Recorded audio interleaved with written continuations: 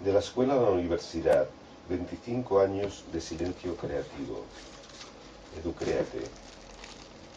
Hagamos un rápido repaso a la escuela tal como cada uno de nosotros la siente, la vive o la ha sentido y la ha vivido. Es probablemente un primer acto de toma de conciencia de cómo nos hemos sentido y cómo hemos vivido y cómo queremos que sea la escuela desde lo más profundo de nuestro ser, de nuestras ilusiones.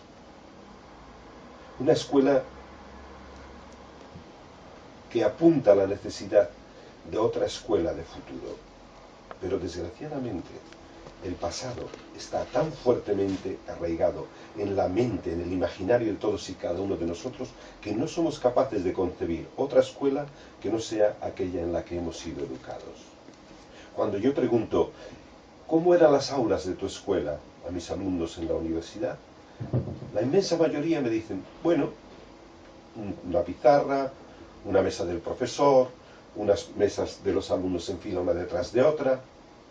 Bueno, esto ya es un fiel retrato de lo que es la escuela. Es una escuela para la información, que va del profesor a los alumnos, que va de aquel que tiene las ideas, los conocimientos, que es el sabio, el que es el experto, al resto de los seres humanos. En este caso, a los alumnos que atienden. Atienden no más de 5 o 10 minutos, porque es muy difícil mantener la atención. Necesariamente tenemos que variar, cambiar el foco de atención para poder seguir escuchando. Y obviamente, cuando nosotros mantenemos el discurso como el que yo estoy manteniendo ahora, cada uno tiene dentro de sí mismo ideas, recuerdos, problemas, cosas que le distraen, no le distraen, constituye el acervo de aquello que realmente es importante para él. De modo que hablar de una escuela del silencio es hablar de una escuela de la información, en la que los alumnos estudian en los libros, escuchan a los profesores, hacen exámenes, consiguen resultados en los exámenes, no necesariamente en la vida, porque los resultados de la escuela, me refiero a la escuela de primaria, de secundaria, de universidad, nada tienen que ver con lo que significa el desempeño inteligente en la vida. Hablar de la escuela del pasado, desgraciadamente, es hablar de la escuela del futuro. Y por eso es tan importante analizar esta escuela y ver qué es lo que aprendemos en ella. No aprendemos lo que escuchamos, no aprendemos lo que estudiamos, aprendemos otras cosas que llaman el currículum oculto, que es estar esperando a que alguien dirija nuestra vida. Estar esperando que el líder, que es el profesor, más que el líder, el director de la orquesta, nos diga qué es lo que tenemos que hacer. Y yo me encuentro con muchas personas, profesores sobre todo, que están preguntando de continuo en una clase creativa, ¿y yo qué es lo que tengo que hacer? ¿Qué es lo que quieres que hagamos? Y digo, lo que tú hayas entendido. ¿Es esto o es lo otro? Lo que tú sientas que quieres hacer en este momento, pensar, expresarte y decir. Una escuela del pasado será siempre una escuela del silencio, y mucho peor que el silencio, si es una escuela de estar sentados, quietos, sin movimiento. Porque el animal, el ser humano, es por encima de todo movimiento, expresión, gesto. Es realización de las cosas con las manos y con el cuerpo. Y estando sobre una mesa, escribiendo y tomando apuntes, tenemos una escuela de la inactividad, de la pasividad, de no ser capaz de hacer nada con nuestras manos. Nada que salga de nosotros mismos, que salga de los temas que son producto de nuestro interés, que son sin duda alguna las cosas que están ocurriendo en nuestra comunidad, en la familia, las cosas que hemos visto por la televisión, porque ya un niño en cualquier aldea del mundo está conectado globalmente con todo lo que ocurre en el resto de los lugares de la Tierra a través de los medios de comunicación. Una escuela que necesita poner en marcha nuevas formas de trabajo intelectual, que no simplemente se remitan a la comprensión, a la reproducción, a la memoria y a la repetición de aquello que hemos aprendido. Esta escuela, aunque sea escuela de la palabra, yo la llamo escuela del silencio. Porque una escuela realmente creativa es una escuela dialógica, es una escuela del diálogo, es una escuela en la que cada alumno como protagonista y cada profesor de estos alumnos como protagonista también están en diálogo continuo, en primer lugar consigo mismo. ¿Y qué es estar en diálogo consigo mismo? En diálogo respecto a lo que yo pienso, en diálogo respecto a lo que yo quiero, en diálogo respecto a lo que me molesta y quiero que desaparezca de mi entorno, de este contenido que estoy estudiando acerca del agua o de la contaminación o de cualquier otra cuestión.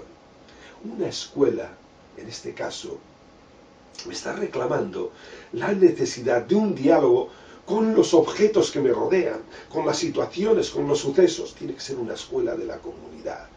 Una escuela en la que no se estudie el agua, sino que se trabaje en proyectos sobre lo que ocurre en relación con el agua en Piura, en Certal de la Guzpeña o en el Mato Grosso. Una escuela tiene que ser, en este caso, no una escuela del silencio, sino una escuela de la palabra pensada, de la palabra diseñada, de la palabra reivindicada si es necesario, de la palabra irritada, de la palabra cuando hay algo que nos horroriza, de la palabra cruel que asesina aquello que queremos eliminar de nuestro entorno. Una escuela no del silencio, sino una escuela de todos, de los alumnos y del profesor.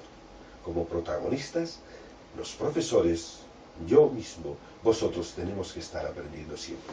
Porque no tenemos una escuela de la memoria o de los conocimientos o de los contenidos, sino que tenemos que tener una escuela de los procesos, de los ensayos, de la producción, de los proyectos. Una escuela que realmente camine hacia algo útil y positivo.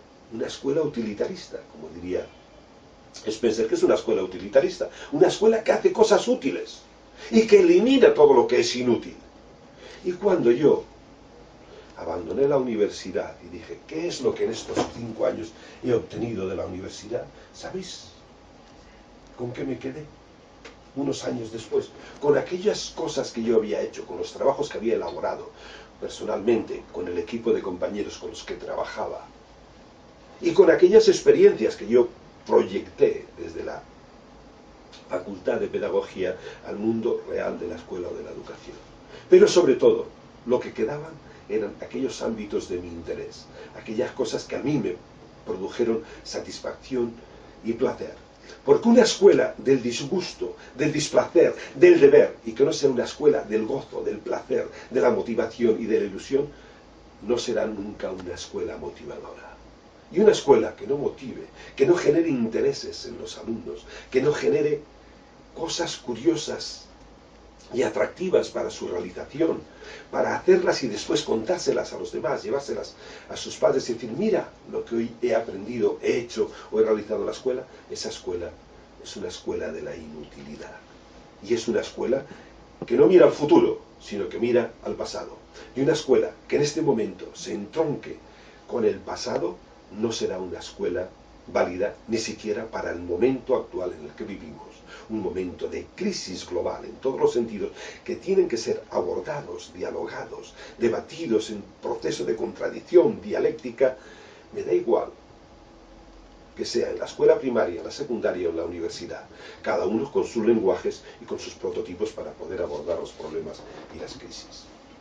Queridos amigos, un análisis minucioso de lo que está ocurriendo ahora en tu aula, en mi aula, en mi discurso, es como un punto indispensable para saber qué es lo que yo vivo, entiendo y atiendo en la escuela, en el aula, en cada una de las lecciones, para pensar en la necesidad de hacer una escuela más compleja a través de múltiples simplicidades eficaces, sencillas, que hagan que esta escuela no mire hacia atrás, sino que mire hacia el futuro y que se convierta en faro de sus protagonistas, cada uno de los profesores y todos y cada uno de sus alumnos, para saber qué es lo que quieren hacer en el futuro, haciéndolo ya en este momento, en la realidad.